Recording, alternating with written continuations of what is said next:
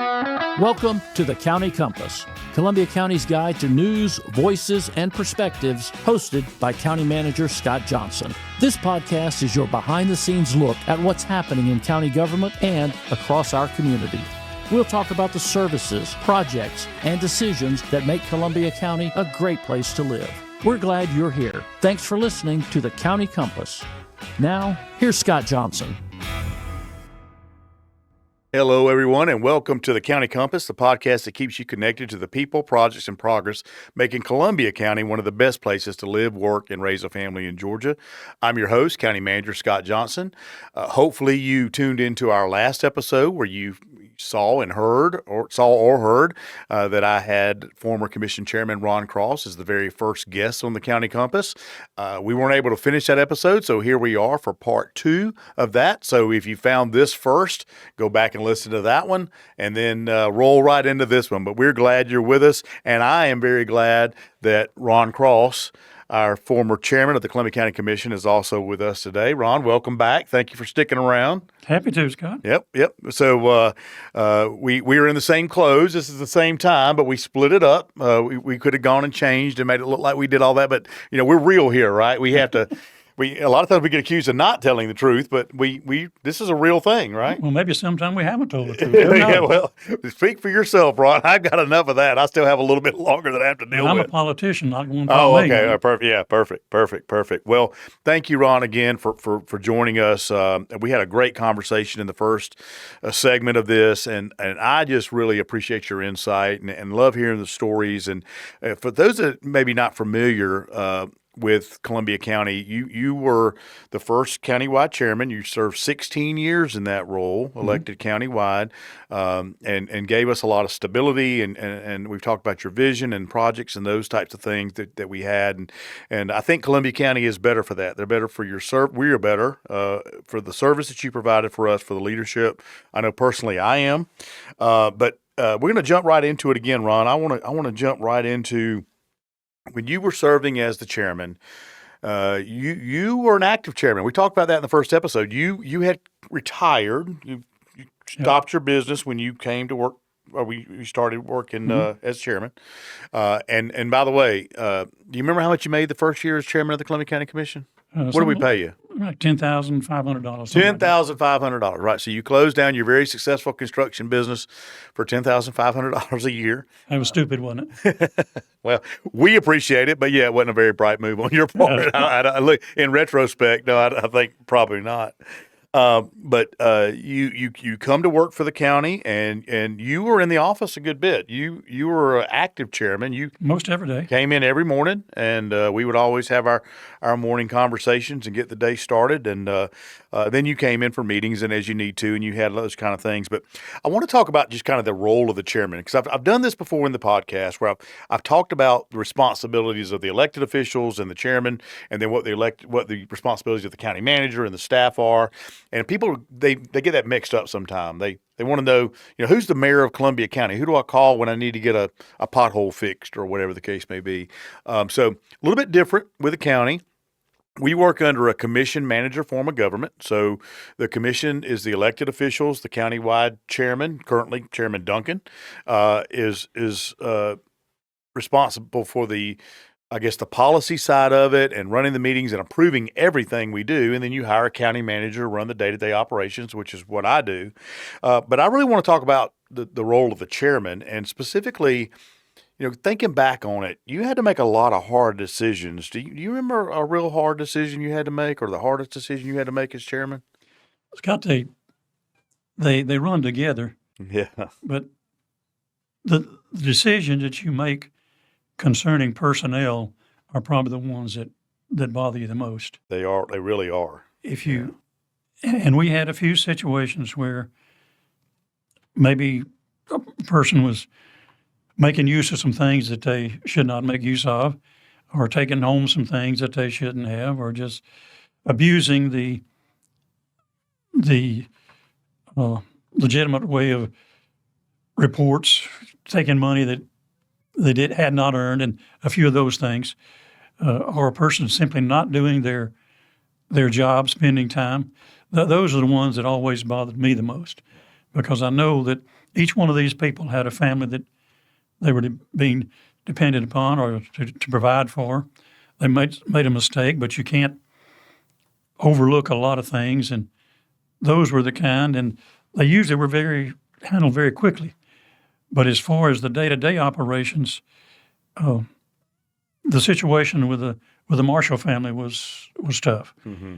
You know, they felt very strongly that they were in a bind, very strongly that they should be able to build on that property whatever they wanted. And we're talking about the property that is currently where our Performing Arts Center sits and across from Evanstown Center Park. The Maybon building, all of that. Maybon, all of that there. You know, we had a situation where we had a family that owned that property. It had been in their family for many, many years, probably maybe back to a land grant. I mean, it was two or three generations. Way back.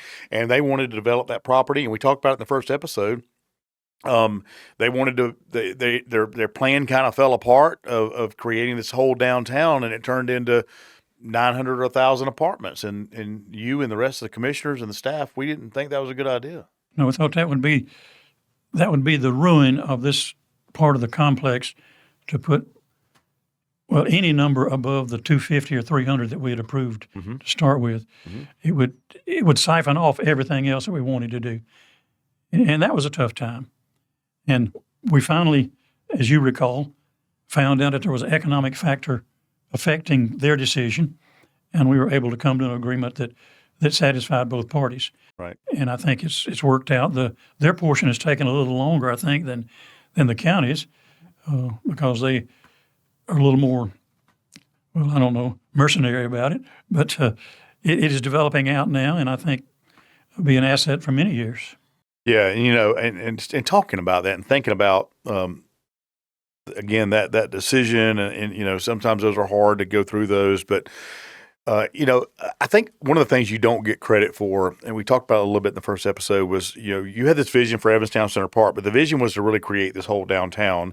And then what we did with the Marshall family kind of fed into that. There was no intention to ever go take their land. I mean, it happened organically, right? I mean, we took advantage of every opportunity that presented itself that allowed us to, you know, kind of grow this vision and do that. And one of the things we were able to do, and the voters approved this, was our Performing Arts Center. And I know that you were very involved in that. You remember how that conversation went when we first started that? Well, I don't know which part you're talking about. The last conversation we had, do you think the people will vote for a bond issue to finish the Performing Arts Center? And every time I'd walk down to your office, you'd say, well, probably not. And every time you'd walk to my office, I'd say, well, probably not. But it finally reached a point to say, well, we've beat this to death. Let's put it on a ballot and see what they say. Yeah. And they came forward just like they always did and said, finish it up for the last, what was it, 20 or 30 million? I can't. It was, about $30 million. Yeah. But that decision, Scott, is one of those that I made reference to early. You around me 5 minutes, you know that I am not a cerebral, cultured person. I mean, I grew up on a mill village. Right. I mean, it was, and our mill village was in competition with 15 others around Greenville. Yeah. So there's always some kind of turmoil going on. I didn't have the benefit of the fine arts and the things coming up. Right. My education really started probably at Furman when I realized that every rich person is not a crook, and there are a lot of good people in the world. Yeah. But I knew that was good for the county because it was good for Greenville, the Peace Center, the newspaper people up there for years, tons of money in that. People flocked to that place to watch a play or a musical or something. And I didn't really appreciate them a lot. I'd go to a ball game. Right. But to go watch the opera or something like that. Yeah, you were a baseball player. Baseball players don't go to operas, right? Well, baseball and basketball, anything. Yeah, basketball, right. You know, yeah, right. Yeah. That would be an asset. Yeah. But not everybody. Majority of the people thought that was too big a step for Columbia County. Yeah. That we're not ready for that yet. And I don't know this get ready. When you get ready, you know, when is get ready time? Yeah, every day, I guess. Yeah, that's it. So you got to reach a point. You say, well, if not now, why the hell not now? Right. And let's try it. And it took, gosh, I don't know, would it take 10 years, 12 years? Yeah, so if you remember, when we first started that, it started out as a very small project. It was going to be a cultural arts type center, just a small building, maybe a classroom and a little place to maybe display some art or something like that. And it went from cultural arts to a performing arts center. Yeah. That we could actually be able to host shows and that. And I want to tell you, Ron, I think you know this already, and you were here, long enough for us to open it and get it started. But the day we opened that place, it was paid for. The citizens voted to pay for it with a bond. So the day we opened it, it was debt free, and we decided to make that an enterprise fund to make them have to make enough money to be able to support themselves. We gave them a little seed money from the general fund. They have since paid back their seed money, and they're operating self-sufficiently and have been pretty much from day one. I didn't think they ever would get to that point, because we visited some places, and even Augusta Richmond County, we knew at that time they were subsidizing their facility by $300,000 or $400,000 a year. We don't subsidize just to keep the doors open. A penny. So it's that's been wildly successful. That is remarkable. Yeah, it is. And it's a great venue. If you've not been to our Performing Arts Center, I would encourage you to do that. We just announced or about to announce, I think, our next Broadway series. So be on the lookout for that. And these are first-run Broadway plays. These are class acts. I mean, these are not, it's not just a group of small people getting together, although we do have community theater as well, and we let the children and we let the choral society and we let the symphony and all those people perform. But we have professional people that are touring on Broadway that are coming and doing these shows, and our next season is going to be amazing. And I would be remiss if I didn't say that when you step into that building and you go inside, that you will be entering the Ron C. Cross Theater inside our Performing Arts Center. I was just blown away by that. The commission to vote to do that after I left office. Yeah, a great portrait of you over there, and very, very much deserved. And again, were it not for your vision, were it not for the things that you put forward, were it not for you coming to my office every day and us trying to work through that, I don't think it'd be there. So the fact that you have your name on it, I think, is absolutely a great thing. Well, I'm honored. Thank you. Yeah, absolutely. So go to the PAC. If you've not been to the PAC lately, make sure that you do that and check out the Ron C. Cross Theater. Let's talk about government a little bit. We talked about it a lot in the first episode. I want to talk about it just a little bit more here. County government oftentimes works in the background. People don't. I guess they don't really. They don't really understand it, or they don't really think about it. But when you get up and you go to brush your teeth and your water's not on, the government's responsible for that, because we are responsible for providing water. Or when you get in your car to drive to work, the road that you drive on, the condition of the road. And we take it a step further in Columbia County, whether or not the grass is cut on the side of the road, the law enforcement. If you have a fire at your house, you call the fire department. A lot of that stuff's happening in the background. And people rarely think about who made that stuff happen. Do you think that invisibility, is that a feature, or is that a frustration for people? What do you think? Well, I think it's both, but I think it boils back down to the people that go face to face. That's why training and hiring the right kind of people, and it filters down from the commission to the department heads, on through the managers, down to the guy that's working in the street. Right. The everyday citizen sees the guy that comes out to make the repair, or the guy that calls, or the lady that calls and says you'll be out of water for a little while. And I think that's the part that the county does good, is to make sure the quality of leadership extends on down through the ranks. So the face-to-face actions on the street is at a high level, because that's the person that they remember. They're not going to think about who voted to do this, right, or what you're doing in committee or whatever.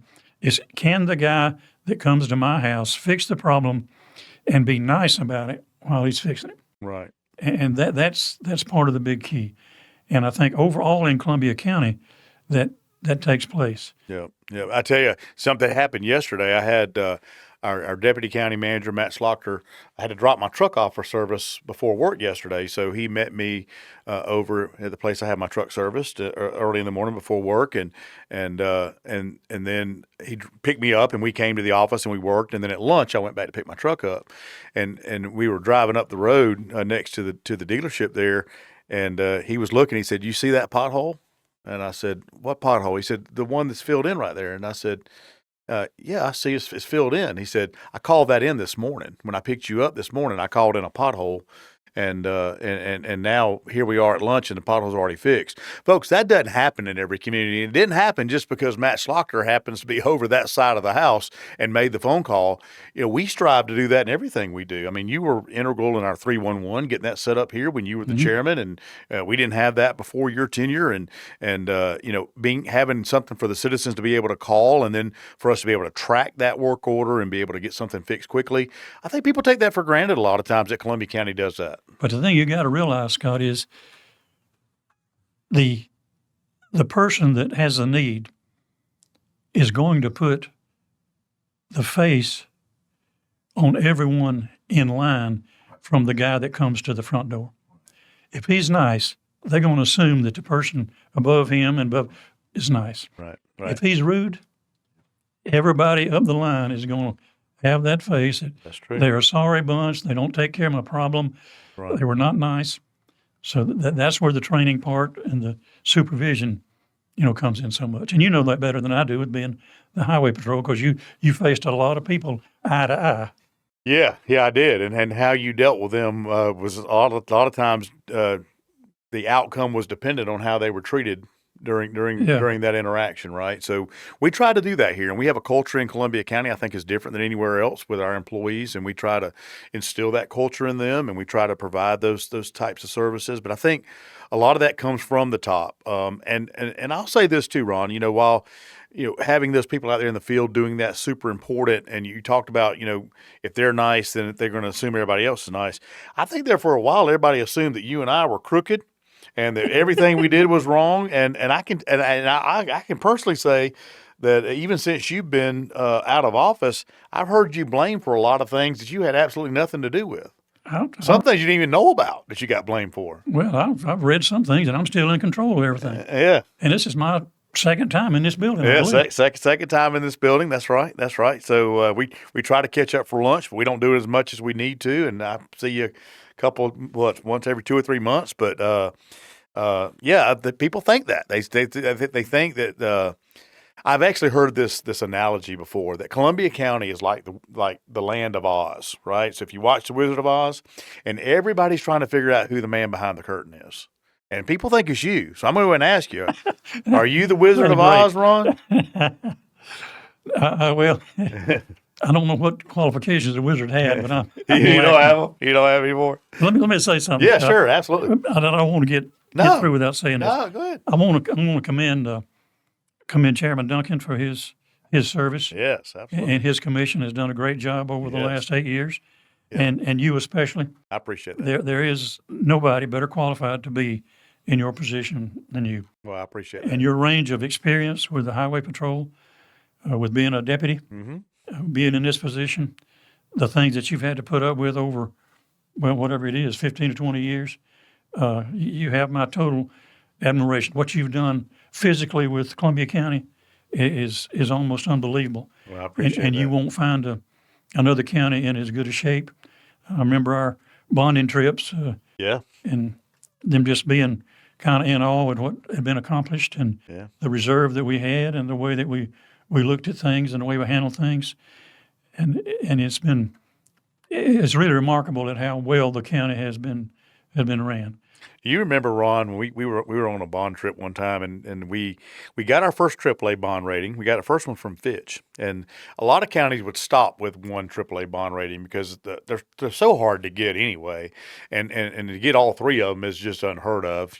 Some of the other things we've never accomplished in Columbia County. But you and I, and you may or may not remember this. I think you probably will remember this. But we were on one of these bond trips, and we had our Fitch bond rating, and we got our second one from S&P, and we could not get that third bond rating. And we talked to the rating analyst, and she told us at that time that we were too small, that we didn't have enough money, and that we would never be a AAA credit. And we walked out the door, and I looked at you and I said, hold my beer. and we're gonna do that. And you said, what do we need to do? What do we need to do? And we started out on a mission to try to fix that. Right? Was that Moody's? It was Moody's. Moody's told us, that, and now we're AAA with Moody's, and we appreciate their confidence in Columbia County to provide us that distinction. But I feel like we've earned it. But we're an anomaly. Columbia County's different, and people Scott, don't get it. That's one of the things that the general public does not have any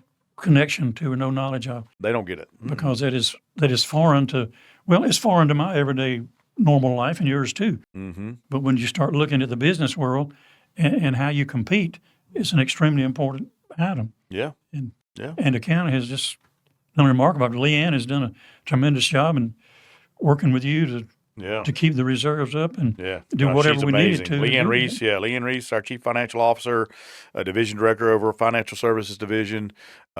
She is amazing. She was here when I got. She's the only, Ron, you'll appreciate this. She's the only Division Director that I didn't hire myself. She's the only one that I inherited that's still here.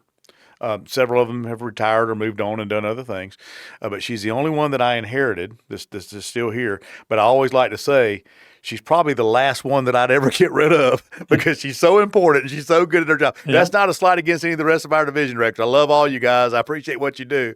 That's not a slight at all, but we all know that we won't get our paycheck unless Leanne's here. Well, she was here when I got here. She was here when you got here. So, she has just been an amazing asset to Columbia County.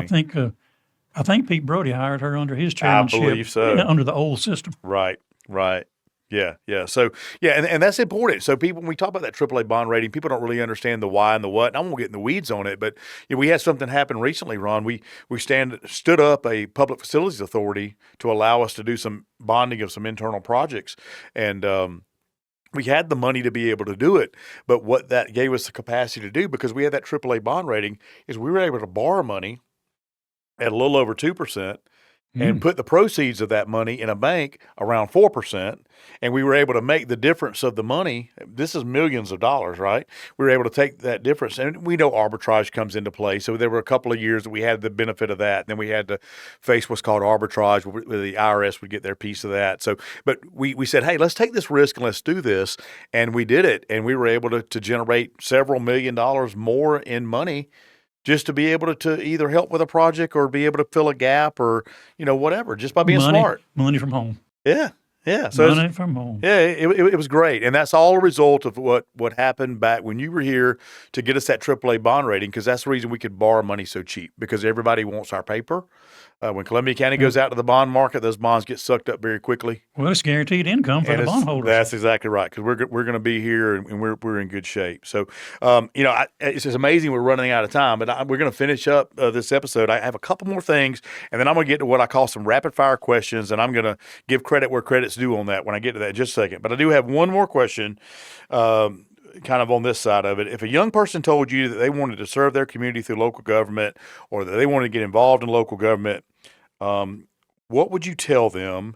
And then kind of on the flip side of that, when you look at Columbia County today versus where you started, what makes you most hopeful, and what do you think about that? So let's talk about the kid first. Somebody says, I want to work in local government, or I want to serve my community. What would you tell that young person? Well, of course, depending on his age and at what point he was in life. But if he was a Boy Scout, I would tell him that he needs to take part in scouting, to look at leadership positions, get his merit badges, do a few things. If he's involved in other activities, to see how that structure works. Go to a few meetings. Don't waste a lot of time, but go to get the atmosphere in a committee meeting and a commission meeting, just to see how it flows. You can see them all live online now, Ron. Well, we didn't do that when you were here, but now we're live. You can watch it at home. Well, you got to remember, Scott, I'm old, and I'm old school. Oh, yeah, right. Yeah, right. So that's a handicap sometime right now. But to get involved and get exposed enough to things, the good and the bad side, to see if I really have the desire and the temperament to do this. And, of course, temperament I never did have for that, but you learn as you really get older. But I would just encourage you to be involved. That's the thing. Yeah. Is if you get a chance to go to this meeting, even if you sit through it 5 minutes, just get an idea of what's taking place. Yeah. Because you'll have to make a lot of decisions along the way to decide if I want to try this, and once you try it, do I want to stick with it? Yeah. That's right. No, I think that's really, really, really good advice. So let's transition to the second part of that. As we prepare for the future and the younger people are starting to come in. I've announced my retirement, and we've got a younger crowd taking over, and a younger crowd moving in. And so I'll just ask you, when you look at Columbia County today versus when you started, what makes you proud or most hopeful about the future? The very basic thing that did in the beginning, we've just got a lot of good people. Yeah, we do. And you got some people that's very negative. You have some people that are virtually ignorant of what government does, right, and how they do it. But overall, we have really got good people. Yeah. You see it in the organizations of the Chamber of Commerce and the government committees that the commissioners appoint, all of those that take part. And for the most part, I would say they've got the interest of Columbia County at heart. Mm-hmm. And I think there's one thing, and I don't know if I want to bring this up or not, but at this point in time in Columbia County, if incorporation and consolidation is not the best thing for the county, and it may not be, I understand that. Right. It's probably time, at least to be thinking about a full-time chairman. Mm-hmm. And not a chairman that runs the county. You can't do that. You can't let the elected official be involved day to day with the operations because it just don't work. He's got a campaign. He's got to do things.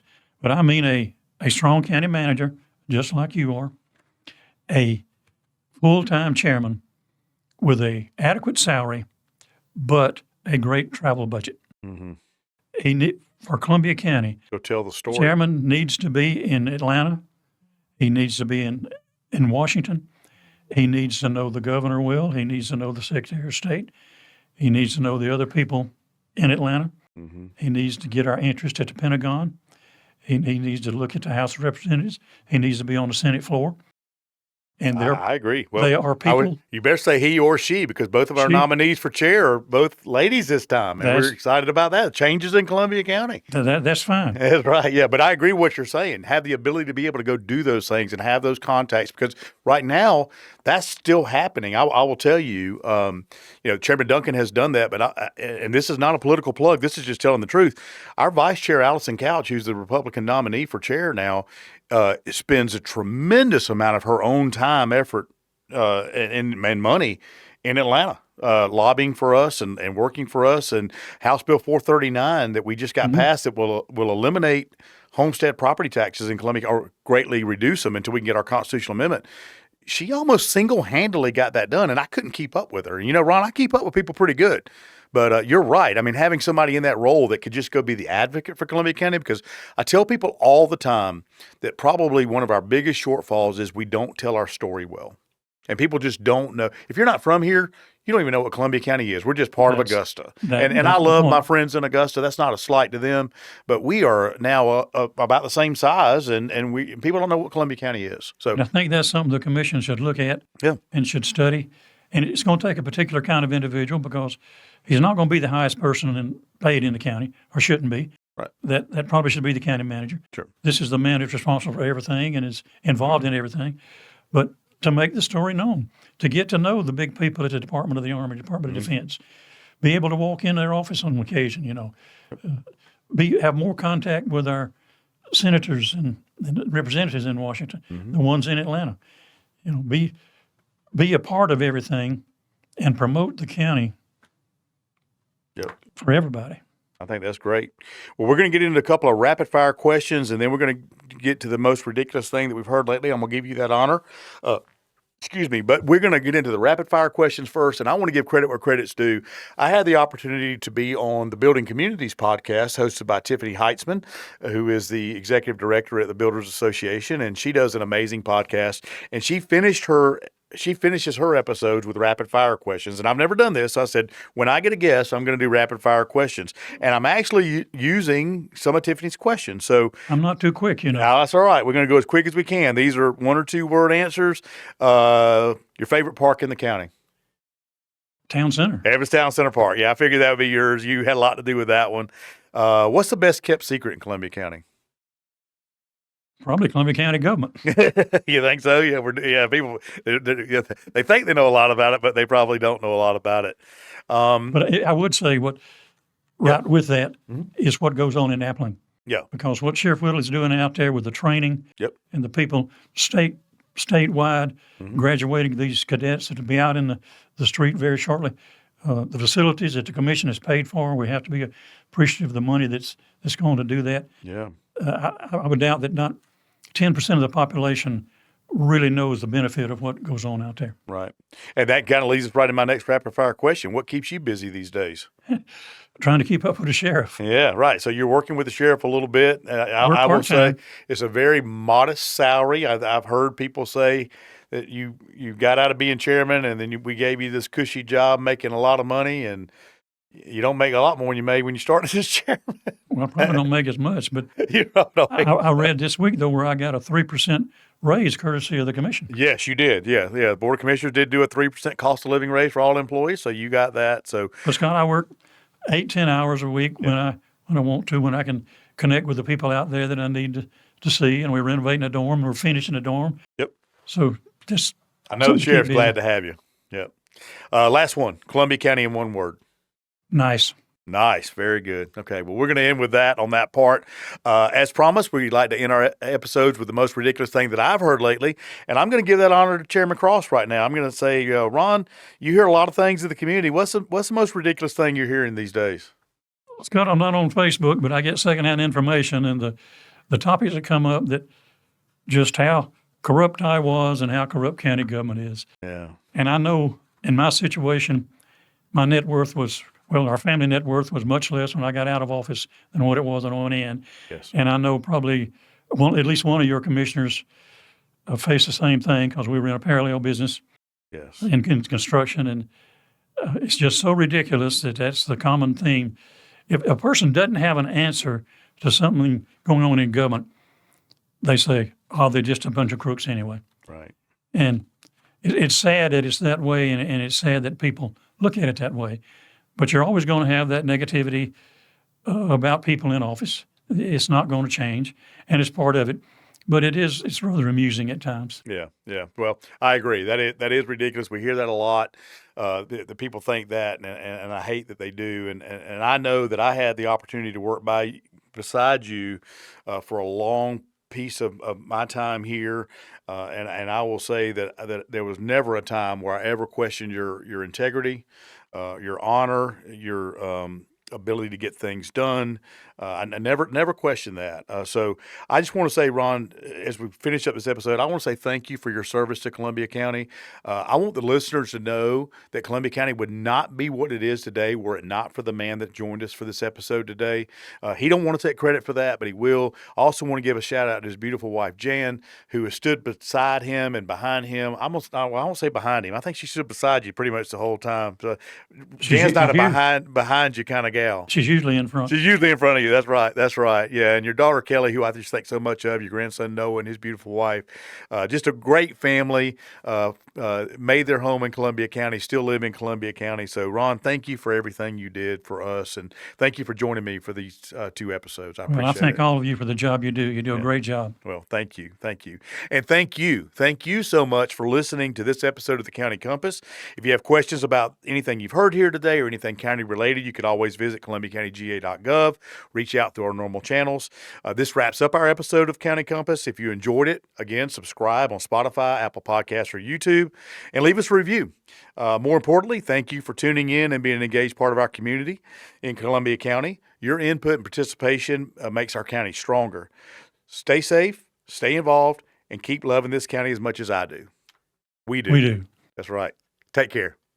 This has been the County Compass, Columbia County's guide to news, voices, and perspectives. Thank you for listening. We appreciate you taking the time to stay informed about the issues, initiatives, and people impacting our community. And we sincerely hope today's conversation helps you better understand the work being done in Columbia County. Be sure to subscribe so you don't miss future episodes. As always, visit Columbia County's official website or social media channels for additional information. And until next time, thanks for tuning in.